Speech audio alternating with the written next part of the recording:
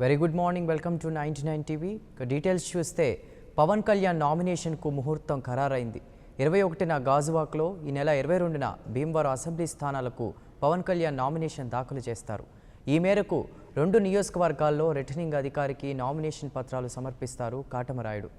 గాజువాకలో ఉదయం 10 గంటల నుంచి మధ్యాహ్నం 1 గంట మధ్యలో నామినేషన్ దాఖలు చేస్తారు పోరు కెరటం. అనంతరం భీమవరంలో మధ్యాహ్నం 1 గంట నుంచి సాయంత్రం 5 గంటల్లోపు రిటర్నింగ్ అధికారికి నామినేషన్ పత్రాలు అందిస్తారు జనసేనాని.